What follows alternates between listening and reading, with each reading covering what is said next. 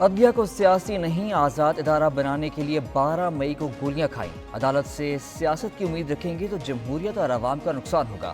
ملک میں آئینی عدالتیں ہونی چاہیے۔ بینظیر بھٹو نے کہا تھا عدالتی نظام درست کرنے کے لیے آئینی عدالت ضروری ہے۔ Chairman Peoples Party Bilawal Bhutto کا وکلاء نمائندگان سے خطاب، کہا پیپلز پارٹی نے اس ملک کو آئین دیا، وکلاء نے آمریت کا مقابلہ کیا، آپ کی جدوجہد کی بدولت مشرف کی آمریت کو شکست دی۔ پیپلز پارٹی نے چارٹر آف ڈیموکریسی پر دستخط کیے۔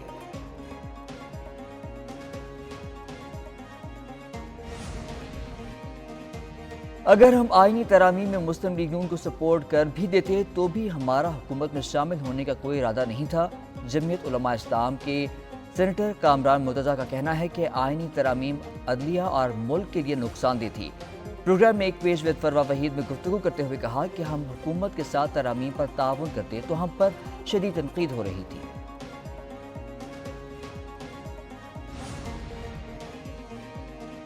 مجوزہ آئینی ترامیم کے پیچھے کچھ اور مقاصد ہیں۔ ترمیم کا مقصد عدلیہ کو ختم کرنا ہے۔ بانی پی ٹی آئی کے اڈیالہ جیل میں میڈیا سے غیر رسمی گفتگو، کہتے ہیں کہ سب کو معلوم ہے یہ ڈرے ہوئے ہیں۔ جو بھی ہونا چاہیے تھا پوری ڈسکشن کے بعد ہونا چاہیے تھا۔ رات کے اندھیرے میں ترمیم نہیں لانی چاہیے تھی۔ آئینی ترمیم کے پیچھے ان کی نیت سب جان چکے ہیں۔ اپوزیشن لیڈر عمر ایوب نے کہا آئینی ترامیم کا بل پاس ہو جاتا تو ملک میں مارشل لا لگ جاتا۔ آئینی ترامیم پر پی ٹی آئی اور جماعت اسلامی ہم آواز، یہ بل ترامیم کا نہیں بلکہ تدفین کا ہے۔ ایسی آئینی ترامیم کی کوئی ضرورت نہیں۔ سابق صدر عارف علوی کے امیر جماعت اسلامی حافظ نعیم الرحمان سے ملاقات کے بعد گفتگو، مجوزہ آئینی ترامیم کو مسترد کر دیا۔ حافظ نعیم بولے آئینی ترامیم کو کسی صورت قبول نہیں کریں گے۔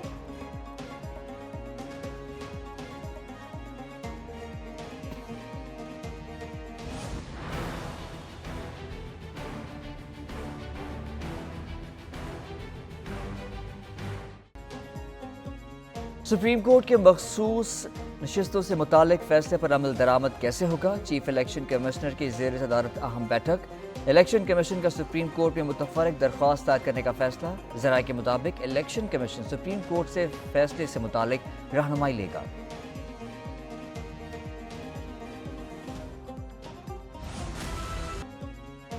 ترمیم شدہ الیکشن ایکٹ کے تحت مخصوص نشستیں الاٹ کرنے کا مطالبہ۔ اسپیکر قومی اسمبلی اور اسپیکر پنجاب اسمبلی نے چیف الیکشن کمشنر کو خطوط لکھ دیے۔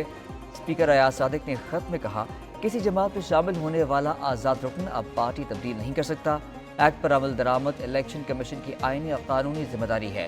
اسپیکر ملک احمد خان نے کہا پارلیمنٹ کی خود مختاری اور بالادستی کو یقینی بنایا جائے۔ ادھر وفاقی وزیر اطلاعات عطا اللہ تارڑ کہتے ہیں آئین میں پارلیمنٹ کو قانون سازی کا اختیار دیا گیا ہے۔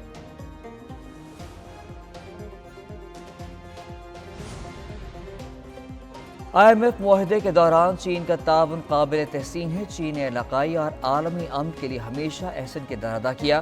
وزیر اعظم شہباز شریف کا چین کے 75ویں یوم تاسیس کی تقریب سے خطاب، بولے چین کا یوم تاسیس مشترکہ طور پر منانا خوش آئند ہے۔ صدر مملکت آصف زرداری نے کہا چین نے سائنس، ٹیکنالوجی اور معاشی میدان میں ترقی کے سنگ میل عبور کیے۔ تقریب کے آخر میں کیک بھی کاٹا گیا۔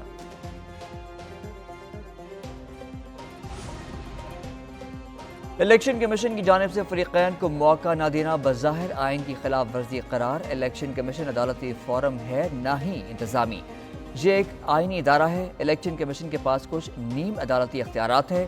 یہ اختیارات بعض مسائل کا فیصلہ کرتے وقت استعمال کرتا ہے۔ کیس کی منتقلی کا اختیار نگران اور انتظامی نوعیت کا ہے۔ اسلام آباد ہائی کورٹ نے الیکشن ٹریبیونل منتقلی کیس کا تفصیلی فیصلہ جاری کر دیا۔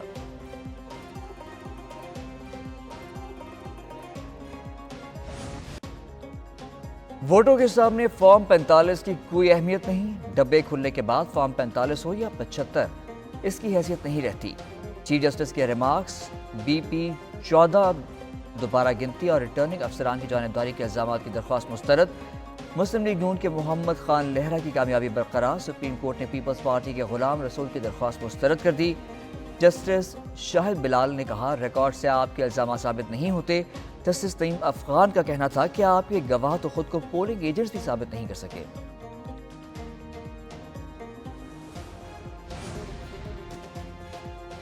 پاکستانی امن اہلکاروں کی پیشہ ورانہ مہارت کا بھارتی فورس کمانڈر کا بھی اعتراف۔ آئی ایس پی آر کے مطابق بھارت کے لیفٹیننٹ جنرل ایس موہن کا army chief general Syed Asim Munir کو خط، پاکستانی دستے کی پیشہ ورانہ خدمات کا اعتراف کیا۔ بھارتی فوجی افسر نے پاکستانی فوجیوں کی پیشہ ورانہ مہارت، لگن اور غیر متزلزل عزم کو سراہا۔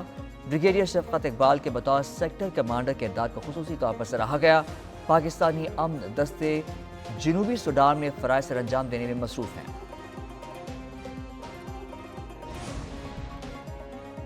اسٹریٹجک پلانز ڈویژنز کے سائنسدانوں اور انجینئرز کو اعزازات دینے کی تقریب۔